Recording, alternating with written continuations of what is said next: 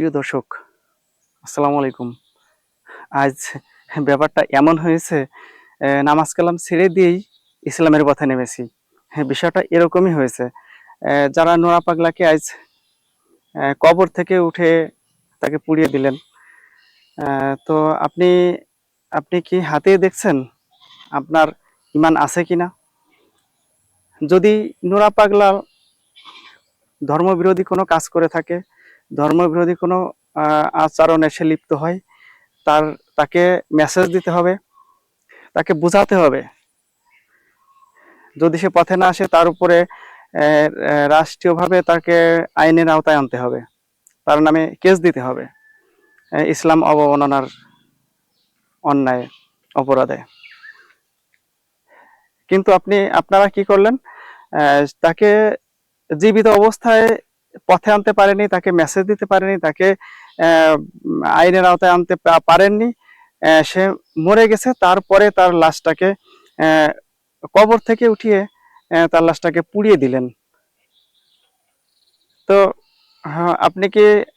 আপনার কি ইমান আছে? আপনার কি ইমান আছে? আপনি লাশ পুড়াইছেন, আপনি ইসলামের কোন রীতি অনুযায়ী আপনি মুসলমানের লাশ উঠায় আপনি পুড়ালেন? তো সেই জামানায় এরকমটা না হলেই বা হযরত মুহাম্মদ সাল্লাল্লাহু আলাইহি সাল্লামের হাদিস মিথ্যা হয়ে যায়।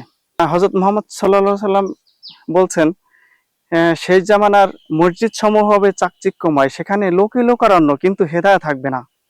হাদিস আবু দাউদ 449 নম্বর হাদিস। আজ আপনাদের কারণে আজ পুরা ইসলামটা আজ বিকৃতির সম্মুখে পড়েছে। ইসলাম আজ কোথায় চলে গেছে? সারা বিশ্বে ইসলাম যেভাবে মার খাচ্ছে, শুধু এই কিছু মানুষের ইমান না থাকার কারণেই এই ঘটনাগুলো ঘটতেছে।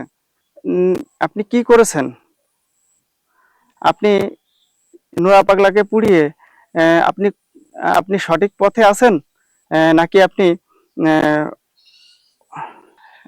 কি ইসলামের পথে আছেন? চলুন হাদিস কোরআন দিয়ে আমরা একটু দেখে আসি। কোরআন শরীফের আয়াত 21, সূরা আবাসা 80 নম্বর সূরা। তোমরা তাকে সম্মানের সঙ্গে কবর দাও। এবার আমরা চলুন দেখে আসি হাদিসের মানদণ্ডে কি আছে। মৃতদেহের হাড় ভেঙে দেওয়া জীবিত অবস্থায় ভাঙার মতোই গুনাহ। আবু দাউদ 3207 নম্বর হাদিস। আপনি মৃতদেহ পোড়ালেন, আপনি জীবিত দেহ পোড়ানোর অন্যায় করেছেন। চলুন দেখে আসি বুখারীর 3016 নম্বর হাদিসে কি আছে। আগুন দিয়ে কেবলমাত্র আগুনের সৃষ্টিকর্তাই তাকে শাস্তি দিতে পারেন। তো এই হাদিস অনুযায়ী আপনি আগুন দিয়ে শাস্তি দিতে পারবেন না।